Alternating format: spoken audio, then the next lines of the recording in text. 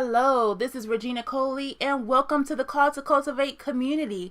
Today we're going to do a quick training on serve, speak, and strengthen. So the first focus is on the word serve. I have found that the best form of leadership is servant leadership. And for anybody who's not familiar with servant leadership, I suggest you pick up the research book called, it's by Robert Greenleaf. And Robert Greenleaf has a whole institution that's actually based here out of Atlanta that focuses on servant leadership. And when I became familiar with this topic, it kind of felt like, wow, this is exactly what I'm doing. I didn't know servant leadership was a thing, but this ability to not have this tiered leadership where I am the CEO and you all will report to me and you will follow my rules is kind of out of the picture. We don't have that kind of hierarchy when we're really focusing on service and serving. So as a servant leader, you're down on the ground with the people that you serve, and that's how you learn to lead. It's right there in the midst of the clients that you have or the community that you have built.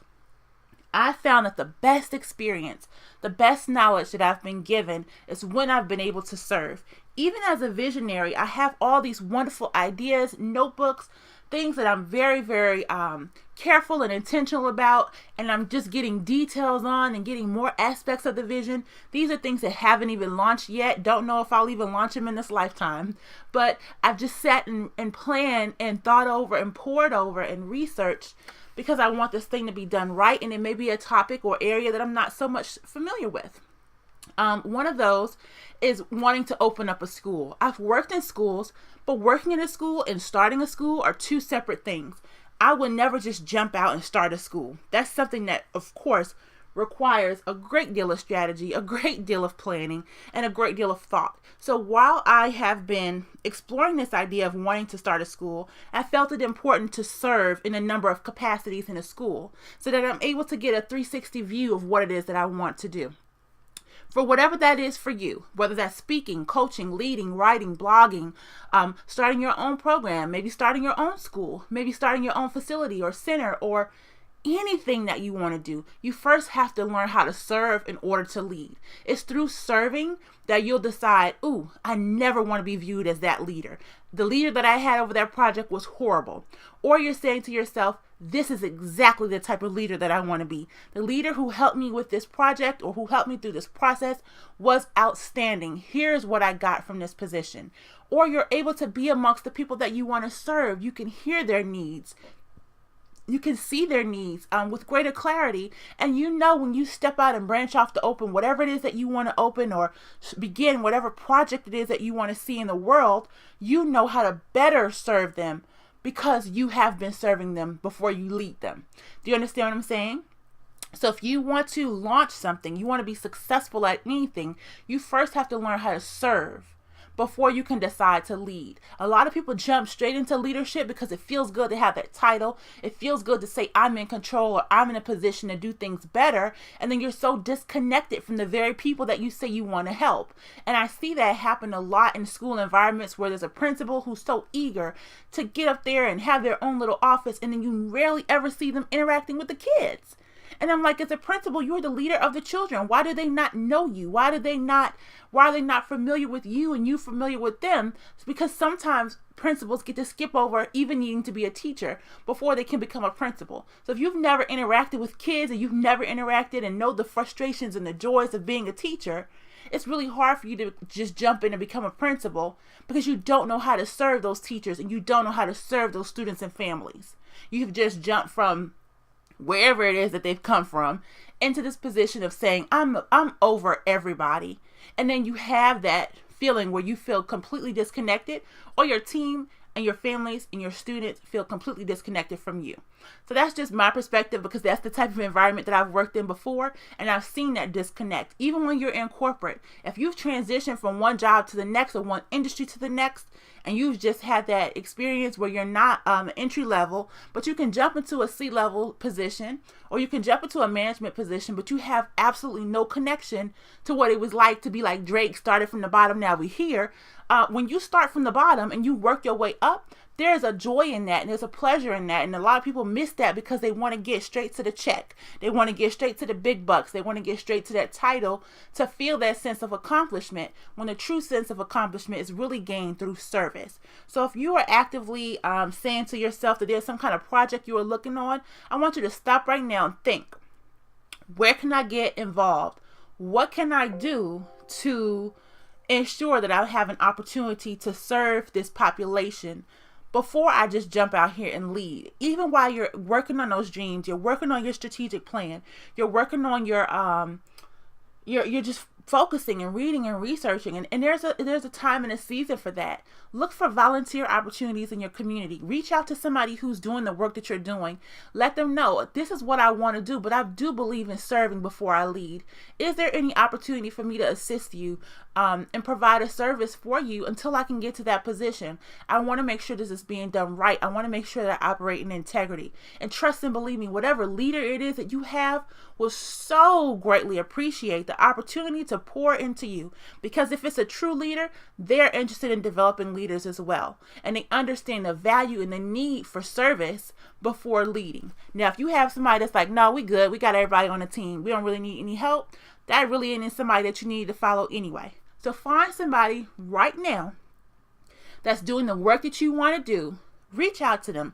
Make a list of about 10 people, because a lot of them are going to be busy. Some may not respond. Some may respond, but you may have one that actually gives you your yes. So go beyond just one person. Reach out to 10 people this week, or 10 organizations in your community, and say, here is what I'm looking to do.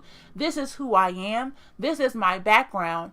I would really love the opportunity to serve, and use that terminology before I lead. I think there is appreciation there from true servant leaders, and you'll begin to develop a greater appreciation, a greater expertise and knowledge for the population that you want to serve. So this week we really want to focus in on service. The second part of what I want us to focus in on today is speaking. So, of course, my favorite word, strategy. Everything that we do requires a certain strategy. When I'm saying the word speaking, a lot of things may come to people's minds in terms of, like, what does that mean? Should I start booking speaking engagements? Not necessarily. When I say look for opportunities to speak, this is just to get in front of groups of people and share the work that it is that you're doing, to share the vision for what you're doing, and to get greater clarity of mission out to more people. I think people can visit your website. I think that they can get a gist of what you do, but it's nothing like hearing that message from the founder or from the creator or from the people who are really the boots on the ground that are out there doing the work that you say that you're doing. So when you get in front of groups of people, let's say it's like your local Rotary Club or your local small business association, go ahead and research what those are. Most times they have like a leadership breakfast. Maybe it's per week or something per month, or they have these networking and social opportunities to get involved. Ask if you can get on their program to share more about the work that you're doing. I will tell you, they're more inclined to provide these types of opportunities for nonprofits and youth and community and civic groups, because they understand and they are similar organizations themselves. So it's typically comprised of people who really have a heart for community and want to know more about what it is that you're doing, so that they can get the right help in the right hands to you. So if you're looking for these opportunities to speak, it's just throughout the week, who can you share your work with? It shouldn't just be that you're focusing on marketing the program to the clients that you want to serve. Who else can you share your mission with that can be in full support of what it is that you're doing? Because what comes from that typically is either donations, new volunteers, new supporters, or people who may not be able to do it themselves, but they go back and they share with their friends or their family or their church community or their other groups that they're involved in. Or they may decide, hey, we really want to put together all of our resources and support you with a big end of the year check or end of the year gift or whatever it is that you're in need of. And it's not necessarily that you always need donations or you always need volunteers, although it does provide a great deal of help for the work that you're doing.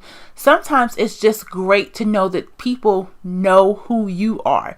And for me, this was really an eye-opener when I would attend networking events and I would leave from there and I would have a great deal of cards in my hand and I'm like, oh, now I know that so-and-so is the president of this, or now I know that so-and-so is a community outreach manager for this company. But then I had to start thinking about, does anybody know who I am? I mean, I spent that time listening and being engaging because I think people love to talk. And it's great to let people talk about themselves. But if then you don't turn back around and say, and this is who I am, and this is what I do, and really share out what you do, you have learned people, but people have not learned you. So you have to be a little bit more strategic and more intentional about how will people know that I am the face, name, whatever of this brand, of this organization. It requires strategy. So I want you to sit down, because you know I'm a woman of action. I want you to sit down. I want you to create a table in Microsoft Word. And hopefully we're of the age where I don't have to explain how to create a table in Microsoft Word. I want you to sit down and I want you to make a table with the equivalent amount of columns and rows that looks like a calendar for the next 3 months. And if you really want to focus in, I suggest 3 months because you need to start getting yourself on people's calendars. But if you just want to focus in on the next 30 days, that is a great place to start. I like to focus on 90-day projects because people's time just gets filled up to capacity. So if I can get on the calendar early, or if I can get in your face early enough, I would love to do it. So if you want to do that, make the table with enough space on there for about 30 days.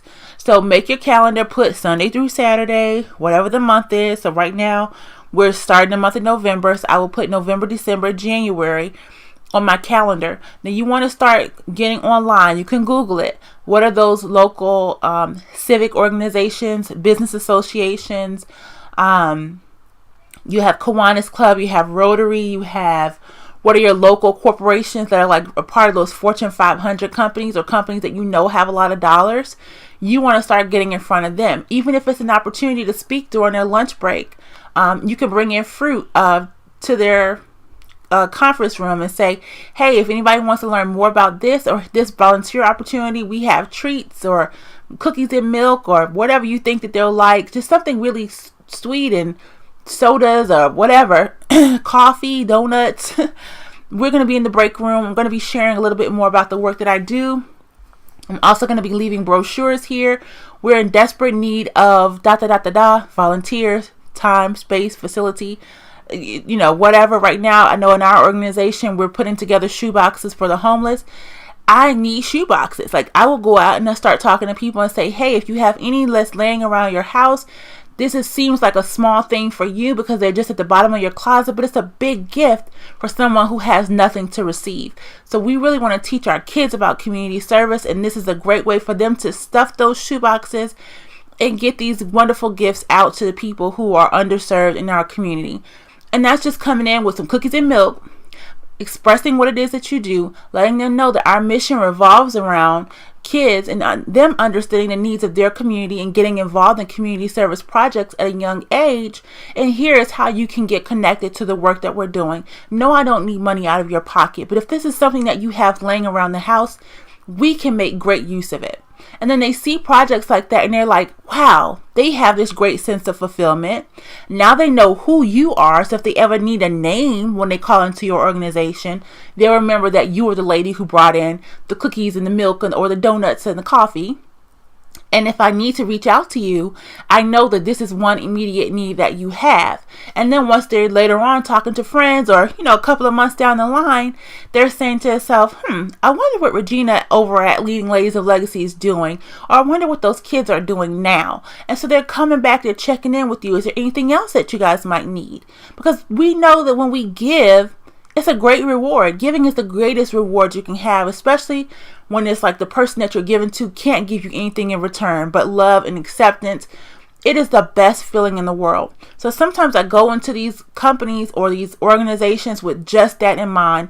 What is our immediate specific need? Because They won't remember everything that they gave you, but they absolutely remember how they felt doing it. And they're going to want to come back in and have that wonderful feeling again. So as you're thinking about your needs, as you're thinking about the resources that you need, it's really a great time to start thinking about where can you speak and how can you get your mission in front of people who can support the work that you're doing. So like I said, sit down. We want to be very intentional with either a 30-day, 60-day, or 90-day calendar. My suggestion is the 90-day calendar. What companies can I go to speak to? How many people is it going to be? Talk to somebody in community relations or community outreach and let them know this is what you're doing. Or marketing sometimes is a great department to start in, because that company needs that good PR that, oh, we've given to this local youth group or local nonprofit or a local group that's doing these wonderful things here in our community, and we help facilitate X, Y, and Z.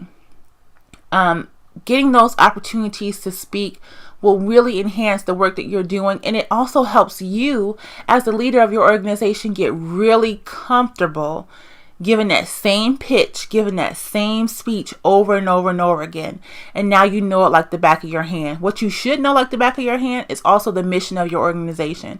You should be able to spill that out really quickly. So somebody says, let's say you have ABC Youth Mentoring Program.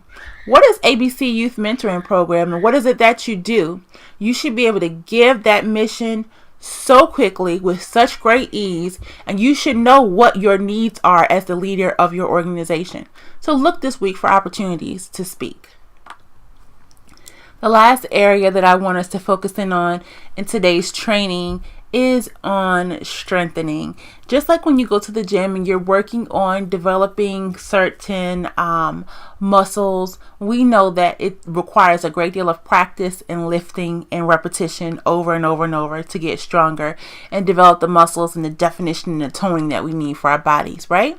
So it's the same thing that we do in our business. There are certain things that we have to do over and over and over that require repetition, that require flexing those muscles, utilizing those muscles each day to get stronger and stronger, to tone and to define that muscle. So in our business, we want to tone a certain tone, and then we want certain definition in the things that we say and the way that we speak, because it'll start to define our brand. People will come to recognize that this is the same expectation that I will always have when I interact with this business. No matter who I'm speaking to, no matter what communications I'm reading, this is the same language, verbiage, terminology, and expectation that I can expect from them. Let's think about whatever your favorite brand of, let's say, I know everybody's not a coffee drinker, but let's look at our favorite brand of food, your favorite restaurant that you always go to.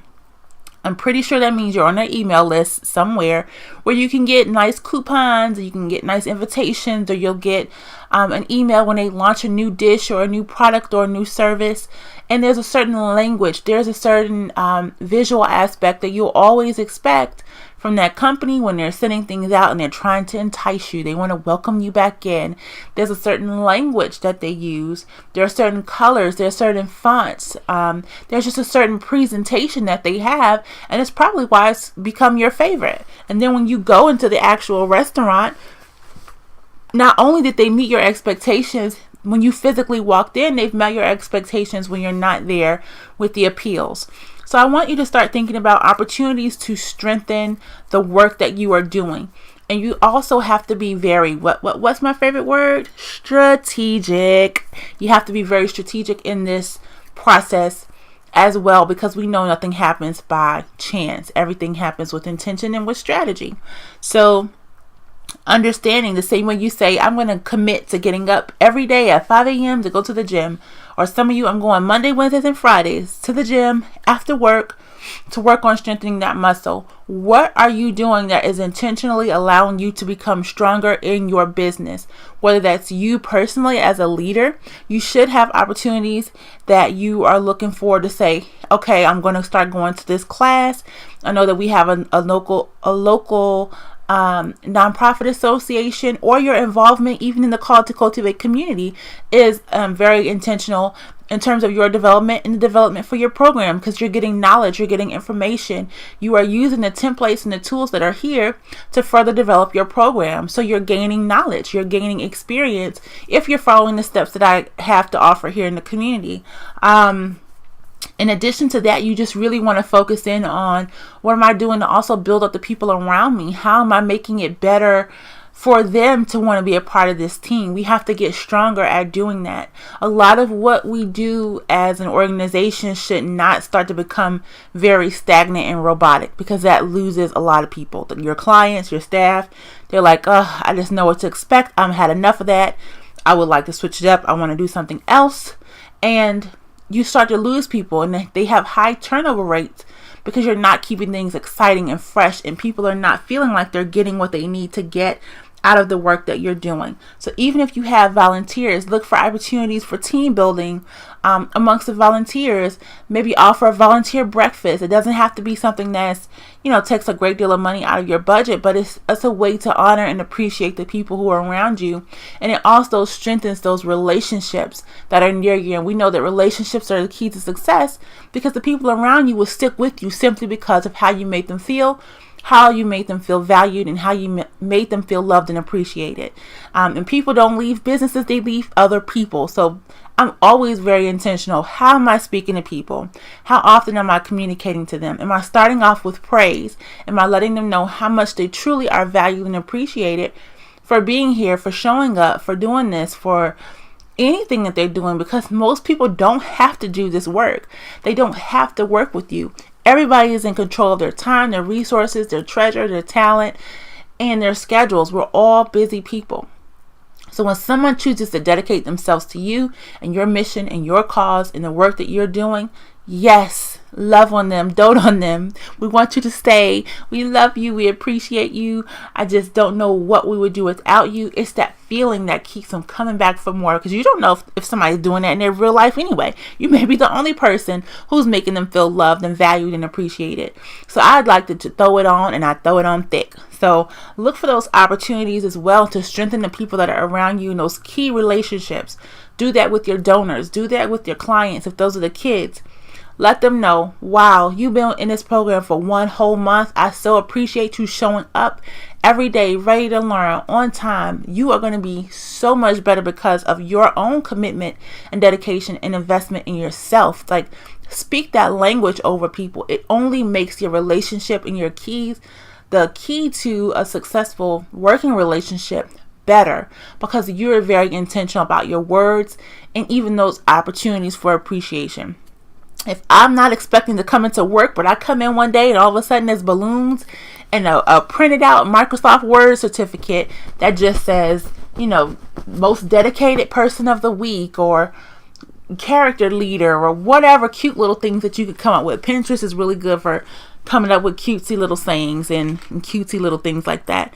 But get on there and find a way to just show appreciation for the people who are supporting the work that you're doing. If it's the landlord, when you send out your rent check, thank you so much for approving us for this space. It's because of you. And who cares if that's what the process that they have to go through for everybody.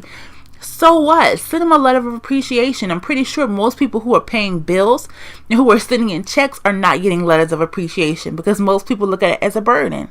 But if you're in a blessed space where people are coming, you're in a good facility, stuff is not leaking, if things are going wrong, your landlord is coming out and fixing it, or your management company is coming out and fixing it. What? Dote on that person. Send them some chocolates. Everybody loves candy. Send them something, a note of appreciation, a handwritten note. The parents of the people, the kids that are in your program, the schools where you serve, the administrators, the people who welcome you in the front door. Something. You have to look for opportunities to make things better and to really be a standout person. Most people are, one track mind. Gotta get in there, gotta do the program, I gotta focus, I gotta get this, This is my long to-do list, and that's all their mind can perceive.